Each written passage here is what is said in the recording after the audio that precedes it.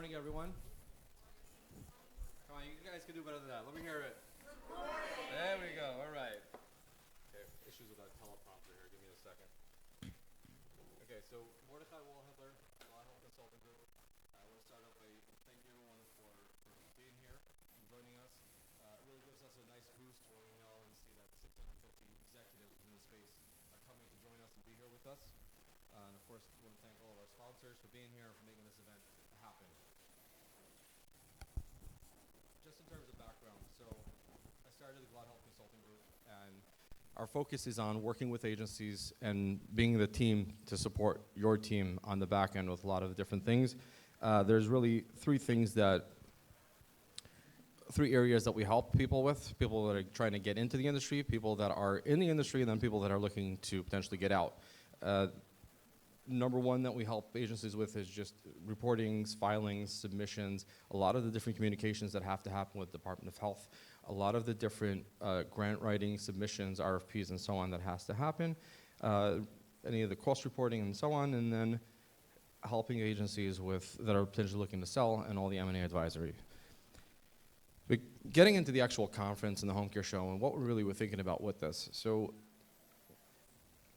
when we really started this, it was about bringing the industry together. It wasn't necessarily about education as much as it was really networking, allowing people to have meaningful conversations and create an environment and atmosphere that allow for that to happen, allow for people to connect and work with each other and walk away with having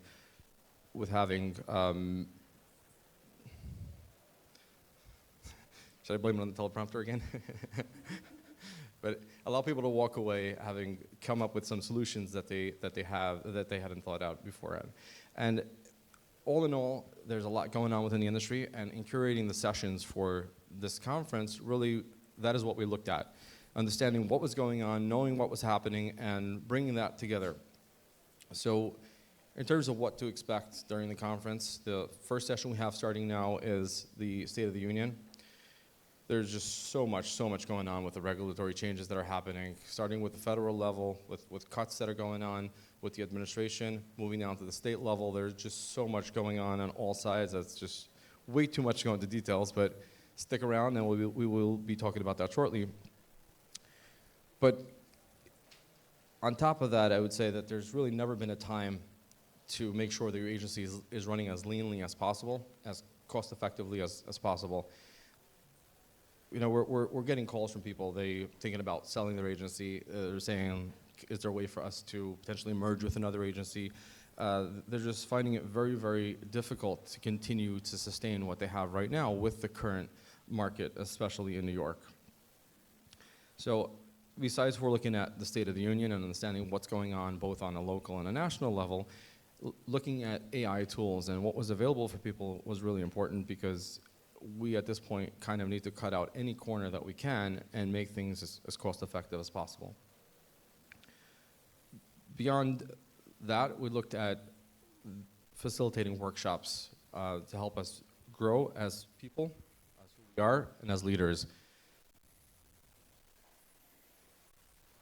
Having been an operator myself, I feel like a lot of days you go through it, and what you kind of, it almost feels like everything you're doing is business related, and sometimes it's hard to stay connected to the fact that the soul of the agency is really the caring heart.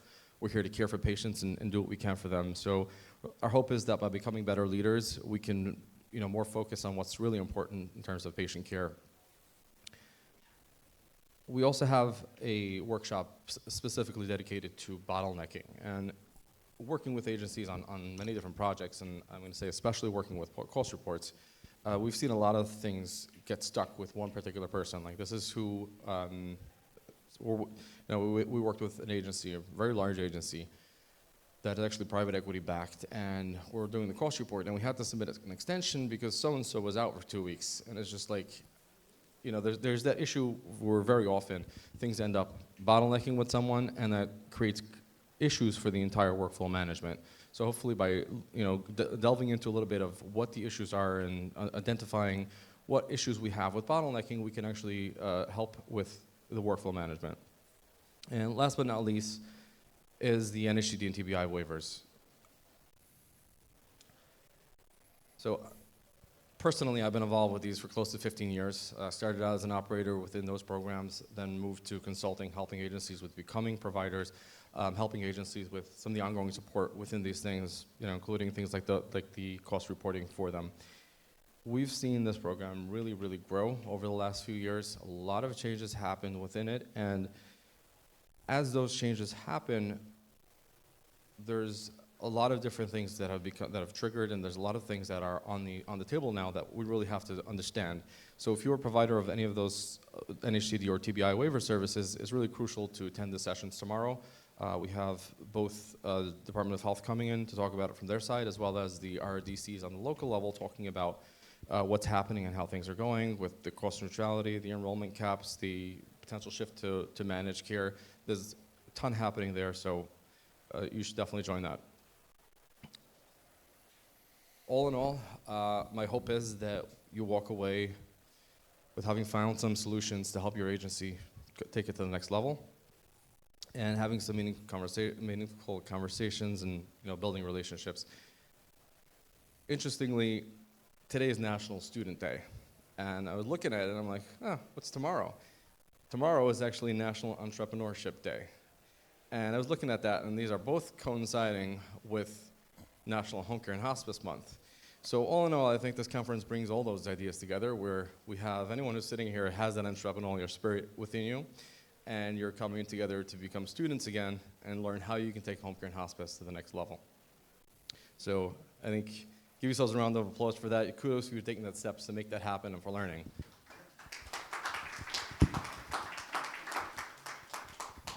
All right, lastly, I want to introduce the MC for the event today.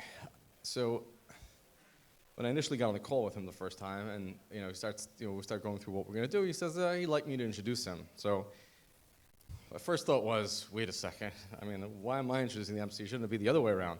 So I thought he was joking, the guy is a nationally touring comedian after all, so like, hey, But he was serious. I mean, he's performed on 3 continents, but it seems like the home care industry was too scary for him. It's either that, or you just think I'm a better MC. Should I just stay here? Yeah. Yeah.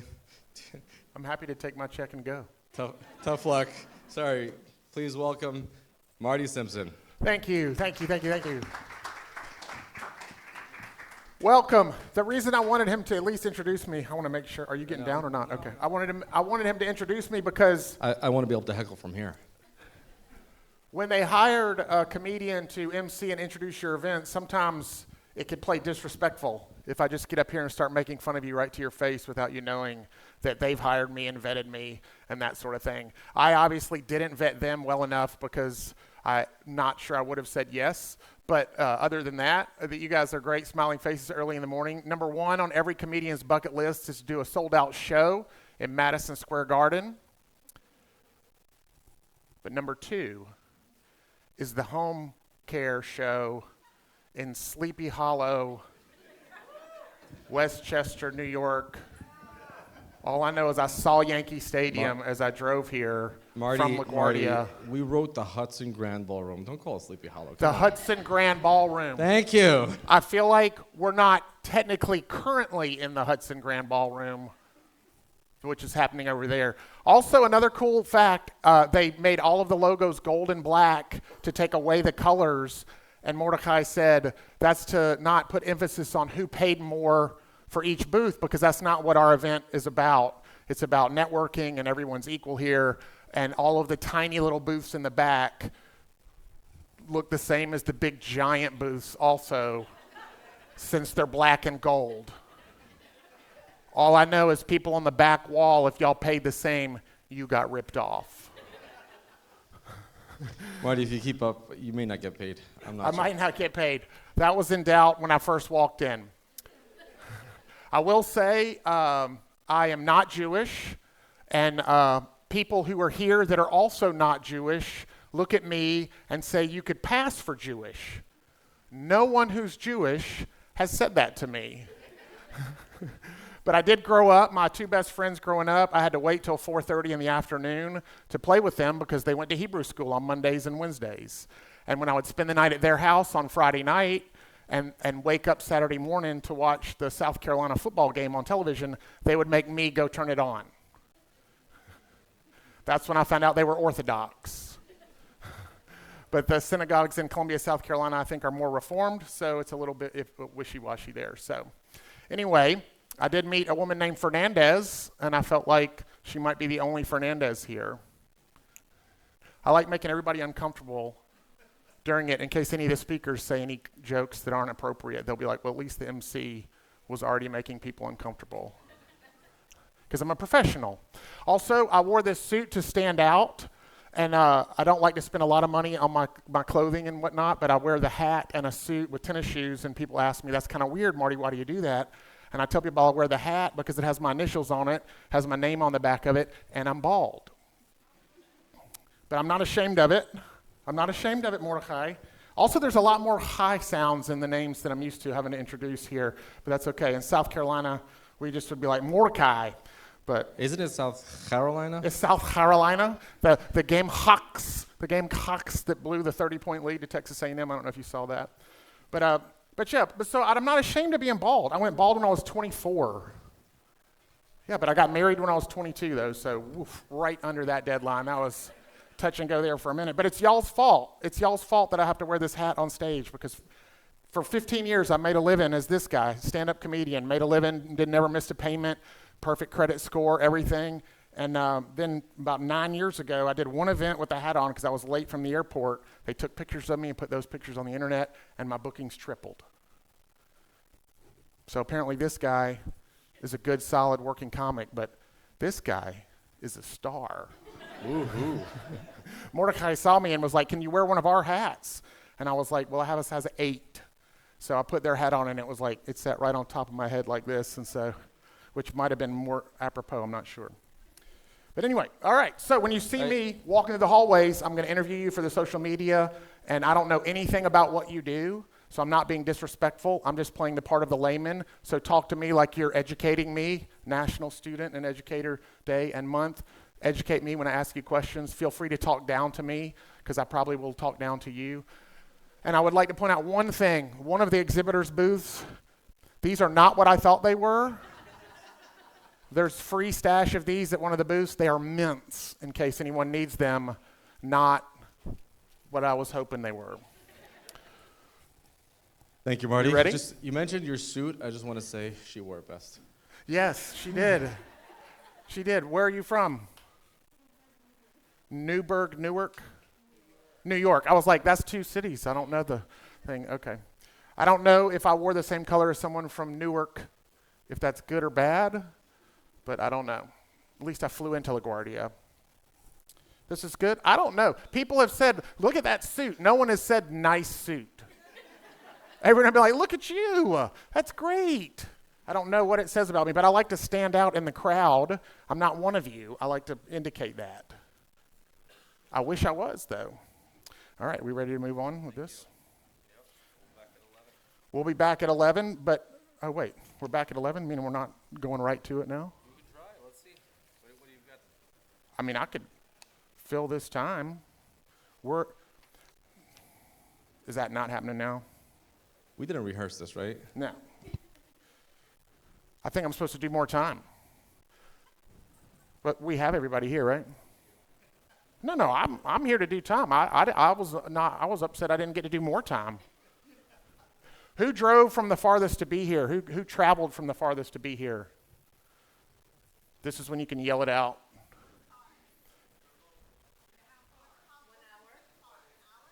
Well, we got to start with a baseline to compare to. Okay, we have an hour. Anybody travel from farther than an hour away? Where did you come from? Hour and a half. We got 2 hours. 2 hours and 15? Do I hear 15? 2 hours and 15. Do what? 5 hours. Where's 5 hours from? Cleveland. He did anything to get out. He's like, can I get out of Cleveland? How about the home care show with Mordechai? Sign me up for that. There's a guy named David with the GlattHealth that came from Israel to be here.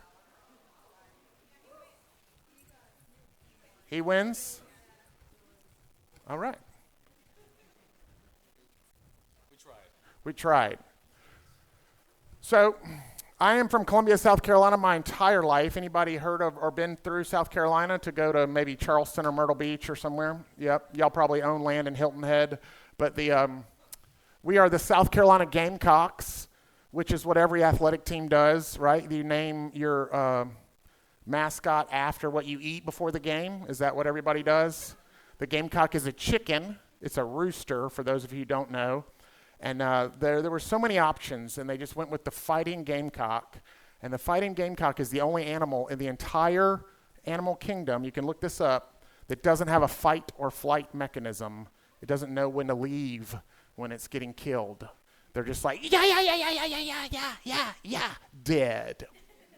Which is a perfect metaphor for the athletic program at South Carolina University, especially if you saw us this weekend. We had a 30-3 lead on the Texas A&M Aggies Farmers. The Gamecocks had a 27-point lead on the Farmers and couldn't close the deal. And up to that point in the history of college football, teams that led by 27 in the Southeastern Conference at halftime were 286-0. And now they are 286-1. So just like the Gamecock, we like to be unique with our attack on things. But I was a football coach and a teacher for 9 years at a Christian school, oddly enough, in Columbia, South Carolina. And it was like a little Protestant Christian school that, had language rules. So as a football coach, when your team is getting its butt kicked at halftime, what are you allowed to yell at those kids? Like, you boys need to get back out there and turn the other cheek, and it was Protestant, not Catholic, so they wouldn't let me run a Hail Mary. I had to run a Bless Billy Graham, which it's just not as effective. It's just really not. But yeah, I've been married 31 years. Anybody married longer than that? How long have you been married? 36 years. Are you filming me, even though it said very clearly that you weren't allowed to? I'm kidding. I'm just kidding. It didn't say that. You can't understand my accent, can you? She said, no, I can't. You can't tell I grew up in Yonkers? My whole life in Yonkers? Yonkers? Is that how y'all say it?